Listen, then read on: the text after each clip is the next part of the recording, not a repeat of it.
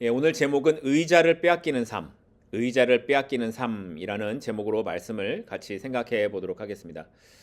아마 여러분 어렸을 때 한 번쯤은 해보셨을 게임이 있습니다. 의자 뺏기 게임입니다.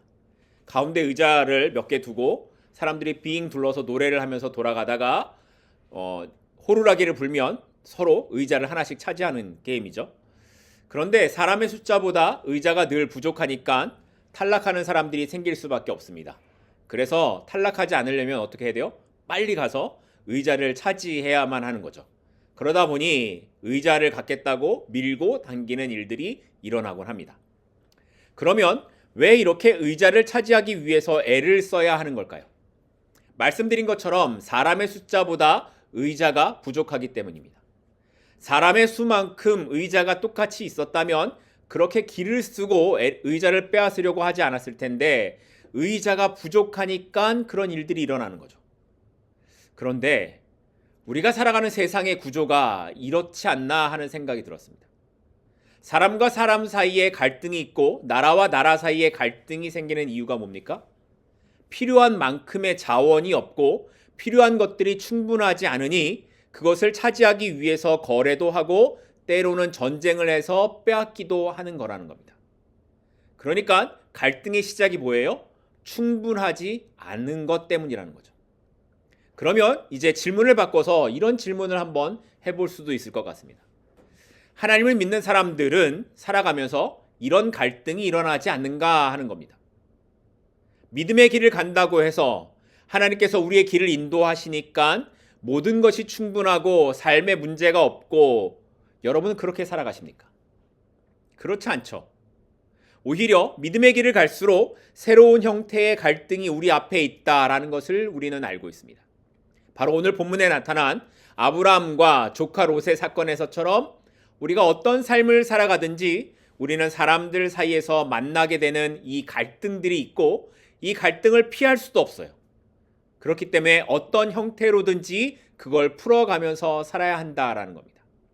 그래서 오늘은 본문을 통해 성도는 어떻게 그 갈등을 풀어가야 하는지를 생각해보고 그 삶에 하나님의 은혜가 그러면 어떻게 임하는가 하는 것을 함께 생각해보는 시간을 가지려고 합니다. 지난 12장에서 살펴본 것처럼 기근을 피해서 애굽에 내려갔던 아브라함은 자신의 아내를 누이라고 했다가 애굽 왕에게 내어줘야만 하는 상황을 만나게 되었습니다. 물론 그 후에 하나님의 도우심으로 애굽 왕이 다시 아브라함에게 아내 사례를 돌려주기는 했지만 그 길로 아브라함은 가족들과 함께 애굽에서 나오게 됩니다. 그것을 오늘 본문 1절과 2절은 이렇게 기록합니다. 아브라함이 애굽에서 그와 그의 아내와 모든 소유와 롯과 함께 네겝으로 올라가니 아브라함에게 가축과 은과 금이 풍부하였더라. 아브라함이 그의 아내와 조카 롯과 함께 네겝, 그러니까 가나안 땅으로 다시 돌아왔다라는 거예요. 그런데 2절 말씀을 보면 그때 아브라함의 상태가 어땠다라고 기록합니까? 가축과 은과 금이 풍부했다라는 거예요. 쫓겨나오다시피 돌아왔는데 아브라함의 재산이 많이 늘어났다라는 거예요. 왜 그럴까요? 12장에 보게 되면 애굽 왕이 아브라함의 아내를 데리고 갈 때 아브라함에게 이 아내를 주는 것 때문에, 그러니까 누이를 주는 것 때문에 양과 소와 노비와 낙타와 나귀 이런 것들을 많이 줬습니다. 그리고 아브라함을 내보내면서 그 소유를 다 가지고 가게 했기 때문에 아브라함의 재산이 애굽에서 나올 때 이렇게 많이 늘어났다라는 거예요. 그런데 여러분, 좀 이상하지 않습니까? 아브라함의 선택은 분명히 잘못된 선택이었고 하나님의 약속을 따라가지 않는 삶이었는데도 그런데도 아브라함이 부자가 되어서 가나안에 돌아왔다라는 거예요.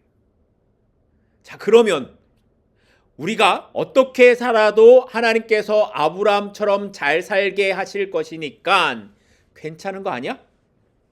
이런 생각을 하시는 분들이 혹시 계시지 않을까 하는 생각이 들어요. 그런데 아브라함이 그 소유들을 보면서, 이 많은 소유들을 보면서 참 좋아, 참 좋다 이런 마음만 가졌을까요?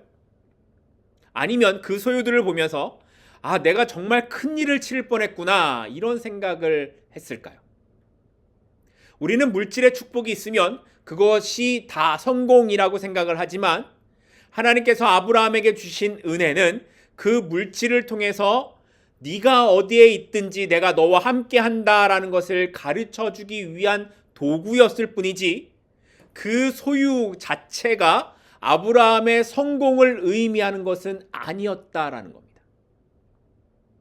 하나님께서는 아브라함의 실수 가운데서도 그를 버리지 않으시고 오히려 그에게 보이지 않는 은혜를 베푸셔서 다시 약속의 땅으로 인도하셨습니다.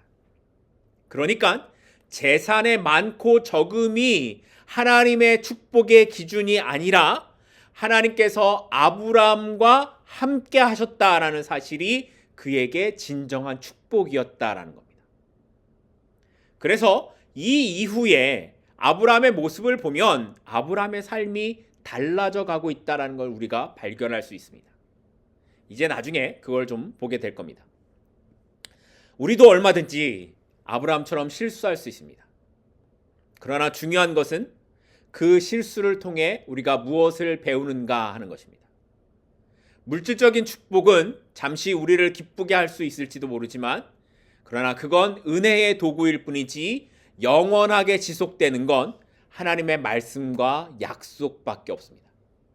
그러니 우리가 봐야 하는 건 아브라함이 부유하게 되었는가, 우리가 잘 살게 되었는가 하는 것이 아니라 그것을 통해 내가 하나님의 은혜를 알게 되었는가 하는 것입니다.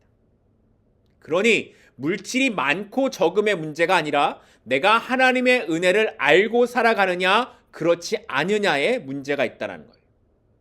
이것을 모르면 부유함이 독이 되고 올무가 되는 것이고 이것을 알면 부유함을 통해 하나님의 은혜를 전달하는 통로의 삶을 살아갈 수 있기 때문입니다. 바라기는 우리의 삶이 이것을 잊지 않고 살아가는 인생이 될 수 있기를 소망합니다.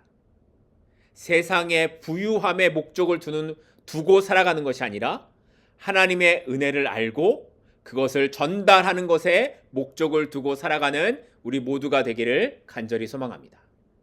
자, 이렇게 이제 애굽에서 하나님의 함께 하심을 경험한 아브라함은 가나안에 돌아온 이후에 앞에서 말씀드린 것처럼 그의 삶의 방향이 달라져 있었습니다. 자, 볼까요? 3절과 4절 말씀입니다. 그가 네게브에서부터 길을 떠나 베델에 이르며 베델과 아이 사이 곧 전에 장막 쳤던 곳에 이르니 그가 처음으로 제단을 쌓은 곳이라. 그가 거기서 뭐 했다고요? 여호와의 이름을 불렀더라. 아브라함은 자신이 전에 장막 쳤던 곳, 그가 처음으로 제단을 쌓았던 곳으로 돌아옵니다. 그리고 그곳에서 다시 하나님께 제사를 드리며 여호와의 이름을 불렀다고 기록을 합니다. 자, 이게 무슨 뜻일까요? 바로 아브라함의 영적인 상태가 회복되었음을 보여주고 있는 것입니다. 아브라함은 애굽에 내려가서 제단을 쌓지도 않았고 하나님을 찾지도 않았습니다. 그런데 아브라함의 약속의 땅으로 돌아오자 가장 먼저 한 게 뭐예요? 처음 신앙의 자리, 제단을 쌓았던 그곳으로 돌아가는 것이었습니다. 그리고 특히 여기서 그가 여호와의 이름을 불렀다라는 이것은 단지 하나님께 기도를 하거나 제사를 드렸다라는 것을 넘어서서 하나님과의 관계를 새롭게 하며 그 약속을 믿고 나는 하나님의 통치 아래 있겠다라는 것을 고백하는 모습을 보여주고 있는 것입니다. 우리의 삶에서도 마찬가지가 아닐까요? 우리는 누구나 실수하고 실패할 수 있습니다. 그러나 중요한 것은 뭐예요? 그 이후입니다. 그렇게 넘어졌을 때 우리가 해야 하는 것은 에이, 뭐 이렇게 됐는데 뭐 어차피 버린 몸인데 하고 그냥 가는 것이 아니라 처음 믿음을 가졌던 자리, 하나님과의 첫사랑으로 돌아가는 것이라는 겁니다. 아브라함이 돌아와 하나님께로 나아갔듯이 우리도 하나님께로 돌아가면 언제라도 하나님께서는 우리를 받아주시고 다시금 우리를 새롭게 하실 것이기 때문입니다. 그러니 여러분의 믿음이 흔들릴 때 우리의 첫 믿음의 자리로 돌아가 하나님을 예배하고 그 은혜를 다시 경험하며 진정한 회복과 은혜를 누리실 수 있기를 바랍니다. 하나님은 우리의 실패를 넘어서는 계획을 갖고 계신 분이시고 우리가 그분께로 나아가기만 하면 항상 새로운 은혜를 우리 가운데 부어주시는 분이시기 때문이다. 자, 그런데 이렇게 다시 하나님을 찾고 그 땅에서 살려고 하는 아브라함의 가족 안에 이제 문제가 생겨요. 자, 오늘 말씀 5절과 9절입니다. 아브라함의 일행 롯도 양과 소와 장막이 있으므로 그 땅이 그들이 동거하기에 넉넉하지 못하였으니 이는 그들의 소유가 많아서 동거할 수 없음이니라. 아브라함을 따라서 가나안까지 왔고 애굽에 갔다가 돌아온 조카 롯도 소유가 많이 생겼는데 그러다 보니 두 가족들이 함께 살아가기에는 땅이 좁았다라는 거예요. 둘 다 재산이 많아진 건 좋아요. 근데 문제는 뭐예요? 늘어난 재산 때문에 두 사람 사이에 갈등이 생기게 되었다라는 거예요. 보세요. 땅은 좁은데 길러야 되는 가축이 많으니 문제가 될 수밖에 없는 거죠. 그러다 결국 두 사람의 목자들 사이에 다툼이 일어났고 이 모습을 또 누가 봤어요? 그 땅에 살고 있던 가나안 사람과 브리스 사람들도 보게 되었다라는 겁니다. 분명히 많이 가지는 것이 복이라 생각했는데 이제는 그 많이 가진 것 때문에 소유 때문에 다툼과 갈등이 일어나고 있는 겁니다. 그런데 여러분 우리가 아는 것처럼 아브라함의 입장에서 보자면 롯은 아무것도 가진 게 없었던 아브라함의 조카입니다. 아버지도 없고 해서 삼촌인 이 아브라함이 돌봐주고 지금까지 길러준 덕에 롯이 이렇게 부를 이루게 된 거죠. 그런데 어느 날부터 많이 갖게 되니까 롯의 눈빛이 변하고 같이 있는 게 불편해지는 겁니다. 만약 여러분이 아브라함의 입장이라면 이 롯에게 어떻게 하시겠습니까? 보통 사람들은 이렇게 할 거예요. 야, 내가 너를 어떻게 키웠는데 이렇게 하냐? 네가 이렇게 된 게 누구 덕인데 이렇게 네가 나한테 이럴 수가 있어 라고 꾸짖을 수 있을 겁니다. 그런데 아브라함의 결정은 어떻게 했습니까? 오늘 본문 8절과 9절은 이렇게 말합니다. 아브라함이 롯에게 이르되 우리는 한 친족이라 나나 너나 내 목자나 내 목자나 서로 다투게 하지 말자. 내 앞에 온 땅이 있지 아니하냐? 나를 떠나가라. 내가 좌하면 나는 우하고 내가 우하면 나는 좌하리라. 어떻게 아브라함은 이런 태도를 가질 수 있을까요? 얼마든지 자기가 먼저 선택을 해도 될 텐데 어떻게 아브라함은 이런 결정을 할 수 있었던 걸까요? 그건 아마도 4절에서 살펴봤던 것처럼 그가 하나님께 예배를 드렸던 것에서 그 이유를 발견할 수 있을 것입니다. 여호와의 이름을 부르고 하나님과의 관계가 회복된 아브라함은 자신의 삶을 이끌어가는 분이 하나님이시다라는 것을 정확하게 알고 있었던 것 같습니다. 그렇기에 나의 욕심을 내세우는 것보다 어떻게 하더라도 내가 어떻게 살아가더라도 하나님께서 자신의 삶을 인도하실 것이다 라는 이 믿음이 있었던 겁니다. 그러니까 하나님과의 관계가 회복되자 그가 살아가는 관점이 하나님 안에서의 관점으로 바뀌었다라는 거예요. 그렇게 아브라함은 이 갈등의 문제를 자기의 힘으로 풀어가려고 하지 않았다라는 겁니다. 그는 자신이 가진 것을 움켜쥐는 것보다 하나님께 맡기고 살아가는 것이 더 복된 삶이다라는 것을 깨달았습니다. 그러니까 롯에게 먼저 선택하게 한 것은 조카 롯에 대한 마음 그 이상의 영적인 고백이었다라는 것을 생각해 볼 수 있습니다. 아브라함은 가장 좋은 땅을 차지하지 못하더라도 하나님께서 자신의 길을 인도하실 것이다라는 이 믿음이 있었고 최악의 상황에서 최고의 상황을 만드시는 하나님을 믿고 있었다라는 겁니다. 그런데 우리는 어떻습니까? 우리는 종종 내가 내 손에 뭔가를 쥐고 있어야 안심할 수 있다라는 삶의 방식에 익숙해 살아갑니다. 그러나 아브라함은 하나님께서 자신의 삶을 인도하시는 것을 믿었기에 내가 쥐고 있는 것에 대해 안심하는 것이 아니라 하나님께 맡기는 것에 안심하는 삶을 살아가고 있는 것이었습니다. 아브라함은 바로 하나님과의 이 관계가 세워져 있었기에 자기에게 언약을 주시는 하나님, 애굽에서부터 다시 여기까지 오게 하신 하나님을 신뢰했기에 기꺼이 손해보는 쪽을 택할 수 있었다라는 거죠. 그래서 이젠 자신의 힘으로 차지하고 소유하는 인생이 아니라 하나님께서 공급하심을 믿고 살아갈 수 있는 그 인생의 길을 가고 있었던 겁니다. 자, 그렇다면 오늘 세상 속에서 살아가는 우리의 삶의 모습은 어때야 할까요? 세상은 말합니다. 네가 성공하려면 끊임없이 더 많이 가져야 돼. 더 많이 소유하는 것이 옳은 것이야 라고 말합니다. 그러나 하나님을 믿는 성도의 삶의 방식은 세상과 달라야 합니다. 손해를 감수할 때가 있어도 하나님을 신뢰하기 때문에 하나님께서 결국 내 삶을 붙드심을 믿기 때문에 그래서 다른 방법의 삶의 길을 가보는 겁니다. 그리고 뭘 보여주는 거예요? 다름을 보여주는 겁니다. 성도는 세상의 방식으로 살아가는 인생이 아니라 하나님의 방식으로 살아가는 인생이라는 것을 보여주는 것이고 하나님을 믿기 때문에 욕심과 욕구를 따라가지 않고 십자가의 길을 가는 인생이라는 것을 보여주고 있는 것입니다. 여러분은 하나님께서 여러분의 삶을 이끌어가고 계심을 믿으십니까?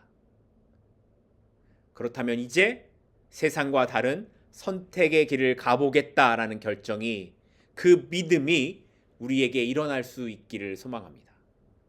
그리고 그렇게 살아가는 우리의 삶 가운데에 하나님의 은혜의 역사가 하나님의 함께 하심을 경험하는 삶의 증거가 여러분 가운데 나타나게 되기를 간절히 소망하고 축복합니다. 자, 그러면 이제 이렇게 아브라함의 제안을 들은 그럼 이 롯의 반응, 이 롯의 선택은 어떻게 나타났는가? 이제 10절은 이렇게 이야기를 합니다. 이에 롯이 눈을 들어 요단 지역을 바라본즉 소알까지 온 땅에 물이 넉넉하니 여호와께서 소돔과 고모라를 멸하시기 전이었으므로 여호와의 동산 같고 애굽 땅과 같았더라. 아브라함과 롯이 머물고 있던 이 베델 지역은 어떤 데냐면 산악, 능선을 따라 있는 도시입니다. 산악지대예요. 그러니까 이 산악지대에서 저 밑에 요단강을 따라 있는 이 평야를 바라보면 너무나 살기 좋은 곳으로 보였을 겁니다. 강이 흐르니 물 걱정도 없고 옆에 평야가 있으니 가축을 키우고 살기에 너무 좋은 곳으로 보였을 겁니다. 그래서 오늘 성경 말씀을 보면 뭐라고 기록하고 있습니까? 여호와의 동산 같고 애굽 땅과 같아 보였다라는 거죠. 여기서 롯이 소돔 땅을 선택하는 유일한 기준이 하나 있습니다. 뭘까요? 보기에 좋았다라는 겁니다. 보기에 좋았다는 거. 근데 누구랑 비슷하지 않습니까? 창세기 2장, 3장에 나오는 하와의 모습과 똑같습니다. 보기에 좋으니까 그것에 사로잡히게 되니까 다른 것은 아무것도 생각하지 않고 있는 겁니다. 그런데 10절에 의미심장한 말씀이 이어지죠. 여호와께서 소돔과 고모라를 멸하시기 전이었으므로 라는 겁니다. 결국 보기에 좋은 것만에만 마음을 빼앗겨 결정한 롯은 결국에 우리가 아는 것처럼 나중에 비참한 결과를 가져오고 맙니다. 바로 이 롯의 선택이 우리에게 중요한 질문을 하고 있습니다. 우리가 무엇을 보고 무엇을 신뢰하며 살아가고 있는가라는 질문입니다. 우리는 보이는 것들, 매력적이고 좋아 보이는 것에 끌리기 십상이지만 그것이 항상 좋은 선택이지 않는다라는 겁니다. 특별히 성도들의 삶에 있어서는 더 그렇죠. 롯을 보면 롯도 삼촌 아브라함을 따라 가나안까지 왔어요. 그리고 애굽에서 하나님의 일하심을 목격한 사람이었어요. 그럼에도 그는 선택과 결정을 할 때 하나님을 생각하지 않습니다. 삼촌을 만난 하나님을 자신도 알고 있었지만 그 하나님의 주권 아래서 그는 살아가고 있지 않습니다. 그래서 그저 세상의 기준으로 보이는 것만을 따라서 살아가고 있는 그 모습을 보여주고 있는 겁니다. 마찬가지로 우리의 삶의 모습도 얼마든지 롯과 같을 수 있습니다. 우리는 하나님을 알고 하나님을 믿는다라고 말할 수 있습니다.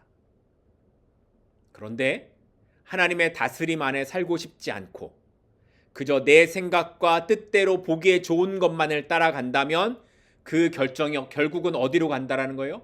소돔과 고모라로 갈 수 있다라는 겁니다. 여러 가지 상황을 보고 판단해야죠. 우리가 어떤 결정을 할 때 상황과 그 주변의 모습들을 보고 결정해야 하는 것은 맞습니다. 하지만 그 가운데 무엇보다 중요한 것이 있다면 그건 나는 하나님의 주권을 인정하고 가겠습니다 라는 결정이 있어야 된다는 겁니다. 나는 하나님의 주권 아래 살아갑니다 라는 고백과 믿음이 있어야 한다는 겁니다. 마치 누구처럼요? 아브라함처럼. 그래서 아브라함은 어떤 선택을 합니까? 그는 롯과 갈등을 만들지 않고 자신이 할 수 있는 선택의 그 권리를 롯에게 넘깁니다. 당연히 손해를 보는 것 같은 결정이죠. 그런데 그 아브라함에게 누가 함께 하셨습니까? 하나님이 함께 하셨고 하나님께서 아브라함을 그냥 두지 않으십니다. 오늘 본문 14절 15절입니다. 롯이 아브라함을 떠난 후에 여호와께서 아브라함에게 이르시되 너는 눈을 들어 너 있는 곳에서 북쪽과 남쪽 그리고 동쪽과 서쪽을 바라보라. 보이는 땅을 내가 너와 내 자손에게 주리니 영원히 이르리라. 하나님께서 롯이 아브라함을 떠나고 난 다음에 약속의 말씀을 주시는데 동서남북 네가 보는 땅을 너와 내 자손에게 줄 것이다 라고 말씀하시고 이어지는 16절 말씀을 보면 처음에 아브라함을 부르실 때 주셨던 약속의 말씀을 더 구체적으로 설명해 주고 계십니다. 어떻게요? 내 자손이 땅의 티끌처럼 그렇게 많아질 것이다 라고 말씀하시는 거죠. 아브라함은 이 하나님의 말씀이 믿어졌을까요? 아브라함은 그런데 이 말씀을 믿었습니다. 왜 믿을 수 있었을까요? 이미 애굽에서 자신의 실수에도 불구하고 그것을 더 좋은 곳으로 바꾸시는 하나님을 경험했고 그 하나님을 자신의 여호와 전능하신 하나님으로 부르고 있었기 때문입니다. 그래서 롯이 어떤 선택을 하든지 그건 아브라함에게 더 이상 문제가 되지 않았던 겁니다. 하나님은 분명히 약속의 백성들을 이끄시고 그들의 삶을 인도해 가십니다. 물론 어떤 때는 사는 것이 힘들고 어렵게 느껴지는 시간을 지나게도 하시지만 하나님을 만나고 그 은혜를 경험하는 것들은 각자의 삶을 통해 분명히 나타나게 됩니다. 그래서 성도는 당장에 어려워 보일 수도 있고 손해보는 것 같아 보일 수 있지만 그럼에도 나만을 생각하고 내 것만을 보지 않고 살아가는 것은 이 모든 삶의 주인은 누구이시다? 하나님이시다라는 것을 고백하는 사람들이기 때문이라는 겁니다. 그런데도 교회 나오는데 어떤 삶을 살아갑니까? 교회 다니는데 가장 좋은 것은 내가 가져야 하고 가장 좋은 주차 자리는 내가 먼저 차지해야 되고 손해보는 건 죽기보다 싫고 양보는 없다라는 식의 삶을 살아가면서 뭐라고 말해요? 예수 믿으라고. 예수 믿어야 천국 간다라고 말하면 사람들은 이렇게 말할 겁니다. 그런 사람이 가는 천국이라면 나는 가지 않겠다고. 여러분, 하나님은 우리의 모든 필요를 공급하시는 분이십니다. 믿으시나요? 심지어 내가 실수하고 잘못할지라도 얼마든지 그것을 나에게 좋은 것으로 바꾸실 수 있는 분이십니다. 중요한 것은 우리가 그 하나님의 다스림을 고백하고 그 안에 살아가고 있는가 하는 것이라는 거예요. 내가 내 것을 챙기기 위해 애쓰지 않아도 하나님께서 나를 위해 준비하고 계시고 이 땅에 살아갈 수 있게 하신다라는 것을 믿는다면 우리는 얼마든지 관대한 선택을 할 수 있습니다.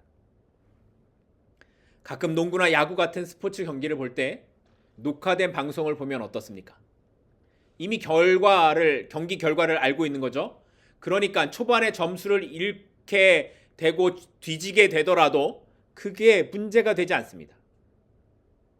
그걸 결과를 알고 있으니까 어차피 결과를 알고 있으니까 초반에 점수를 잃는다고 해서 가슴을 졸이면서 그렇게 경기를 보지 않아요. 그런데 그걸 모르는 사람들은 어떻습니까? 긴장하고 안타까워하면서 그 경기를 볼 수밖에 없는 거죠. 그런데 우리는 우리의 인생의 결과가 어떻다라는 걸 아는 사람들이에요. 우리의 결과는 천국이라는 것을 아는 사람들이라는 거예요.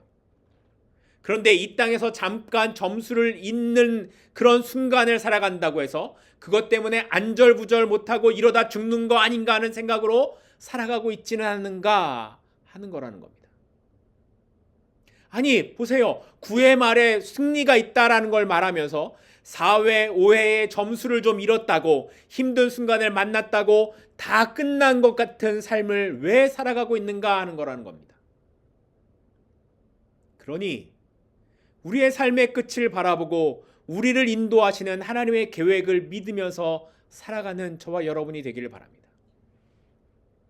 하나님이 우리를 죽게 하시겠습니까? 그렇지 않죠. 아니, 설사 하나님이 우리를 죽게 하셔서 우리가 죽으면 또 어떻습니까? 죽으면 어디 가는데요? 천국에 가는데요. 이렇게 하나님의 약속을 우리가 믿으면서 살아가면 우리의 삶이 어떻게 되는 거예요? 아브라함처럼 하나님의 인도하심 가운데 하나님의 계획하심 가운데에 그 언약 가운데 살아가게 되더라는 겁니다. 오늘 말씀을 맺으려고 합니다. 아브라함은 완벽한 사람이 아니었습니다. 마찬가지로 우리의 삶도 아브라함처럼 실수와 잘못의 길을 갈 수 있습니다. 그런데 그럼에도 불구하고 하나님께서는 그 약속의 자녀들을 버리시지 않으시고 함께 하고 계십니다. 그리고 아브라함은 그 하나님을 만나고 난 다음에 처음 사랑의 자리로 돌아왔습니다.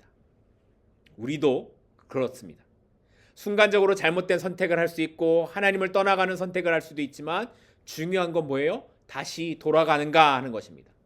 하나님을 만나는 자리로 돌아가는 것, 그것보다 우선할 수 있는 것은 없습니다.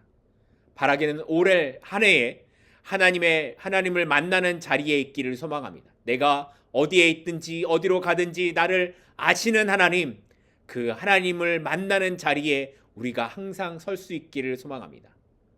그리고 그렇게 살아가는 삶의 모습이 어떻게 나타나야 된다고요? 아브라함처럼 내 삶을 내가 결정하는 것, 내가 보기에 좋은 것, 내가 먼저 누려야 하는 것, 내가 중심되는 삶으로 살아가지 않는 겁니다. 아브라함은 하나님께서 하신다라는 것을 알았기에 롯에게 양보하고 선택권을 넘겨주죠. 왜냐하면 최악의 상황에서도 최고를 만드시는 하나님을 경험했기 때문입니다. 그렇게 아브라함은 하나님을 믿었습니다. 우리가 뭔가를 결정해야 하는 순간이 있다면 그것이 크든지 작든지 어떤 순간이든지 하나님께서 나의 삶을 인도하심을 믿고 결정하실 수 있기를 바랍니다.